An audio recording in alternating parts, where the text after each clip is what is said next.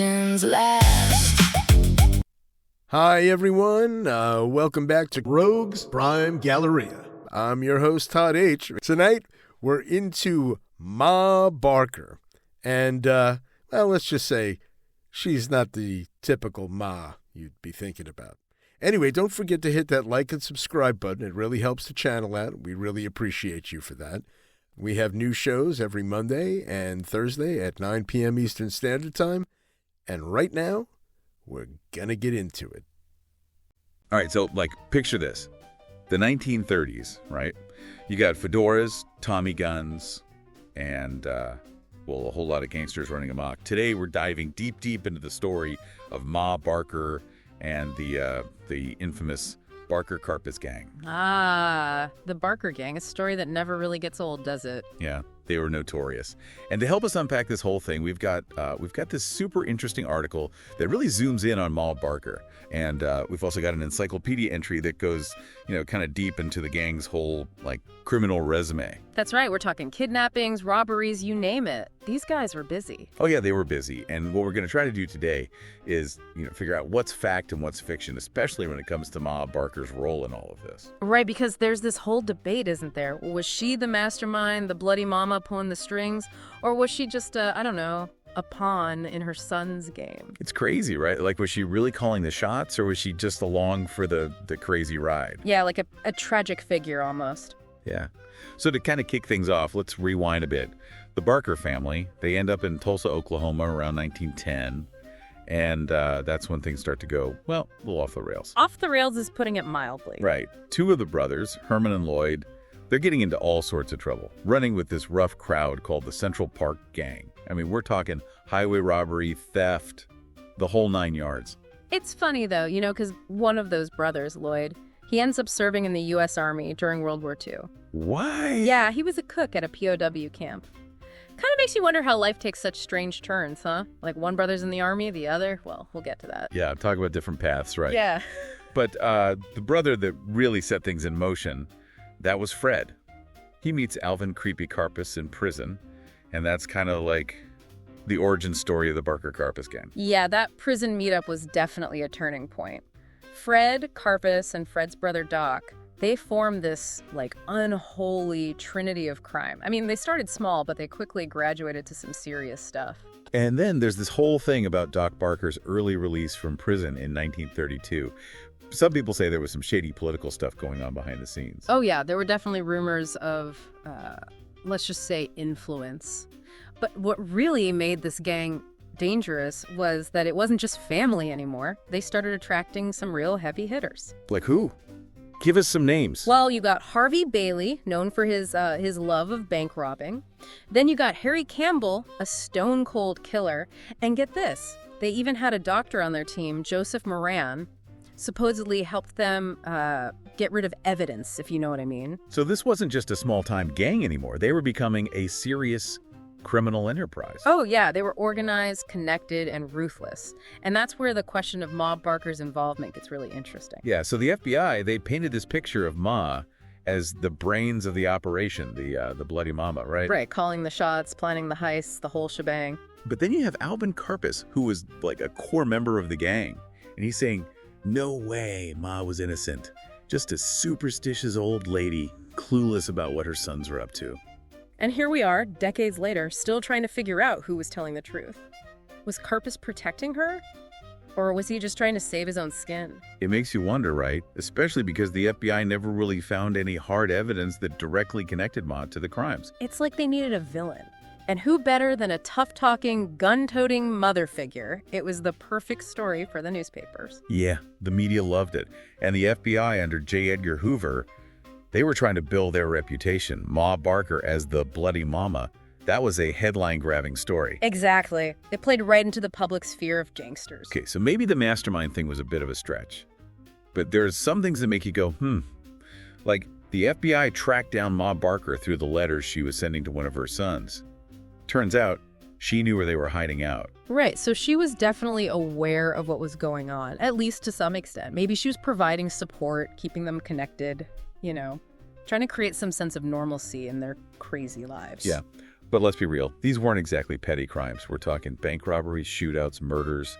The Barker-Karpis Gang was becoming one of the most feared criminal outfits in the country. And it's about to get even worse. Their crimes are about to escalate to a whole new level. Yeah, they were just getting started. And next time, we're going to dive into the details of some of their most notorious crimes, the kidnappings that really put them on the map. So, yeah, like their crimes, they really, they went to a whole other level with these kidnappings, right? I mean, talk about upping the ante. It's like they decided to go big or go home, huh? And they went big, like scary big. Oh, yeah, big time. And the Ham kidnapping, that was a big one. Really changed the game, not just for the gang, but for law enforcement, too, you know? Right. William Ham Jr., he was like the heir to the Ham's Brewery fortune, snatched right outside his office in broad daylight. Can you imagine? Just going about your day and poof. Gone. God, just like that. And the whole country was, like, freaking out. Oh, yeah, I bet. The FBI was under so much pressure to crack this case. I mean, a high-profile kidnapping like that, it's a nightmare. Yeah, it was a big deal. And this is where we see the Barker gang, like, their planning. Yeah. Their organization. Yeah. It was insane, right? Like, they didn't just, grab him randomly. No, this was calculated. They knew his routines, his schedule, everything. They even tapped his phone lines. Seriously. Wow, they were always a step ahead. And the ransom, $100,000. Back then, that was like a king's ransom. $100,000. That's crazy. But I guess it worked, right? The family paid. Ham was released. Yeah, after 2 weeks. 2 weeks of being held captive. Can you imagine the stress, the fear? Oh, totally. But this case, it also kind of ushered in a new era for forensics. Oh, right. The fingerprints. That was the first time the FBI used latent fingerprint identification to connect the Barker gang to a crime. So, a turning point in law enforcement history. In a way, yeah. The Ham case, it really pushed the FBI to, step up their game. It was like, okay, we need to get serious. Like an arms race. Right. Cops and robbers. Exactly. And that tension, it just keeps building. Because their next big move, even more audacious, the kidnapping of Edward Bremer. Another kidnapping. Wow, they weren't messing around. Nope. And this time, they pretended to be FBI agents. What's serious? Yeah, to get access to Bremer's neighborhood. Then they grab him January 1934. It's like they were taunting the FBI. Yeah, catch us if you can. Exactly. And the ransom this time, $200,000. $200,000. They were getting greedy. Well, I guess crime does pay, at least for a while. But the FBI was getting closer, their techniques were improving, the heat was on. Yeah, and it all started to unravel when Doc Barker got arrested in Chicago. Oh, yeah, January 1935. That was a huge blow to the gang. Doc was a key player, and guess what? They found a map on him. Yeah, it led them straight to a hideout in Ocklawaha, Florida, where Fred and Ma Barker were hiding. So the beginning of the end. Yeah, the noose was tightening, and then the big showdown, the shootout with the FBI. Intense, right. Guns blazing, a 4-hour standoff. Oh, it was chaotic. The house was riddled with bullets. And in the end, Fred and Ma Barker dead. Found in a bedroom. The end of an era. Or at least the end of their reign of terror. Yeah, but the story's not over yet, is it? Especially when it comes to Ma Barker. Her death, it's shrouded in mystery. Yeah, the Bloody Mama. Even in death, she's a mystery. There's this whole debate about how she actually died. Was it during the shootout or did she take her own life? There are some who believe she might have committed suicide. Some reports, they say that the Tommy gun, it wasn't actually in her hands. It was found between her body and Fred's. Wow, that's chilling. Did she go out on her own terms rather than be captured? It's possible. Maybe a final act of defiance. Or maybe, I don't know, maybe she wanted to protect her sons, even in death. By making sure she couldn't reveal any secrets. Yeah. We'll never know for sure, though, right? It's just another piece of the puzzle. Yeah, another unanswered question in the whole saga of Ma Barker. But we can't forget about the victims in all of this. Oh, absolutely. It's easy to get caught up in the drama of the gang, but the victims, their stories matter, too. Let's talk about those kidnappings in more detail. Yeah. I mean, these weren't just quick in and out jobs. These were meticulously planned operations. The level of sophistication was incredible. Oh, yeah, they were pros. Take the Ham kidnapping, for example. They didn't just grab him off the street. They were intercepting his phone calls. They knew his routines. They even had a doctor on standby just in case. A doctor? Wow. Yeah, they were prepared for anything. And then they kept him hidden for 2 weeks. 2 weeks.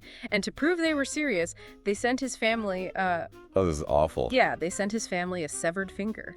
I know, it's gruesome. It's horrifying. But it shows you how brutal they were willing to be. They wanted to scare the family and make sure they paid. And it worked, I guess. The family, they were terrified. They paid the ransom. And then the Bremer kidnapping. Even bolder, right.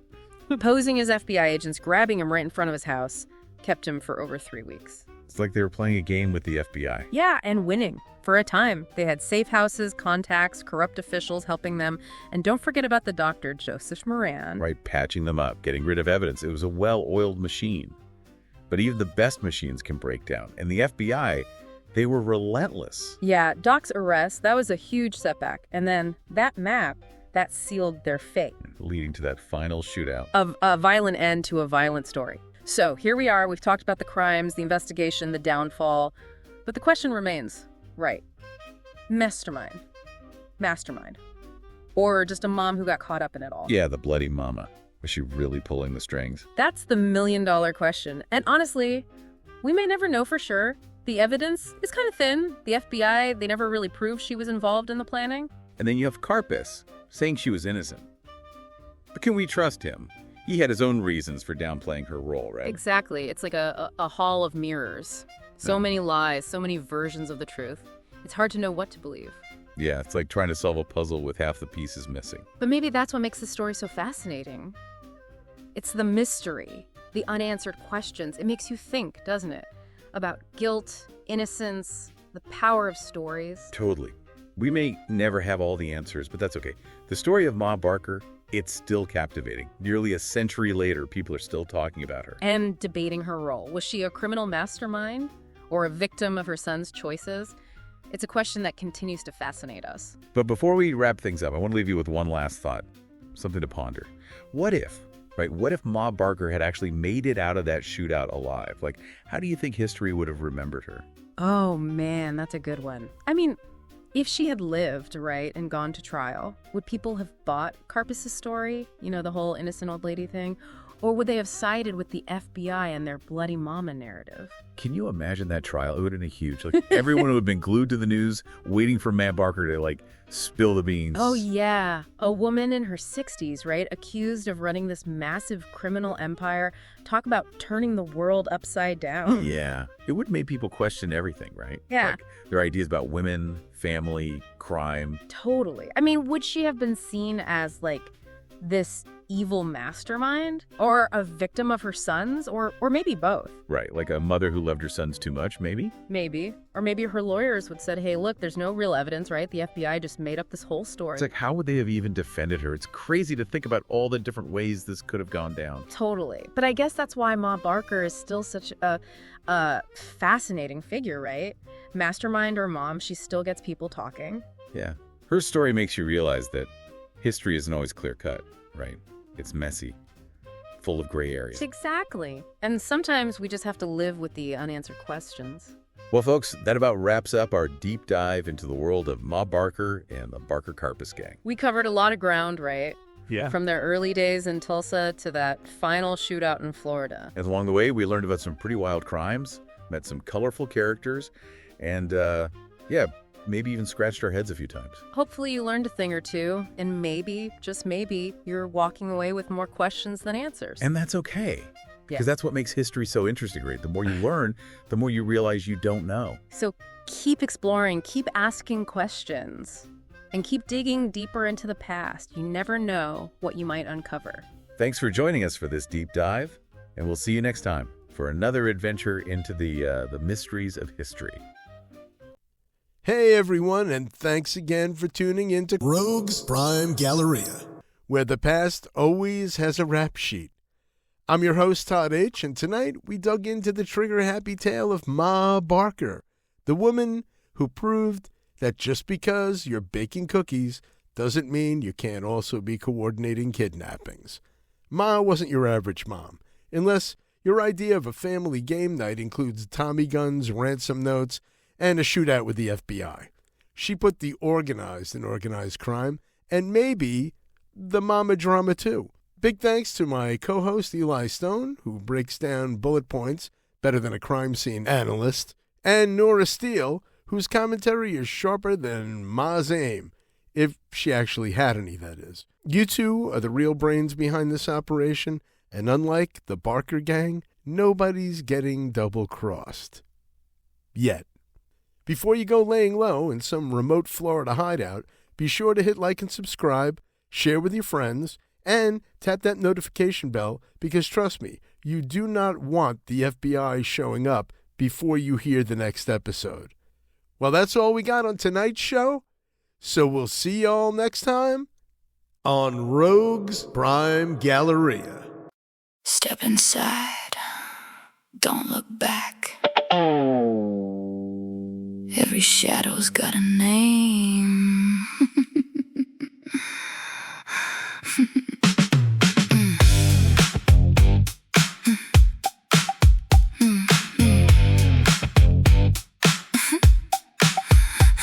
From the alleys where the cold steel sings, to the suits with blood on diamond rings, ghosts of power, greed, and flame. Every legend leaves a stain. Whispers crawl through history's halls, mugshots hanging on haunted walls. Outlaws riding, empires fall. You're one step from it all. Truth gets buried, lies get tall, but we're the ones who hear the call. Welcome to the Rogues Galleria, where the wicked live forever.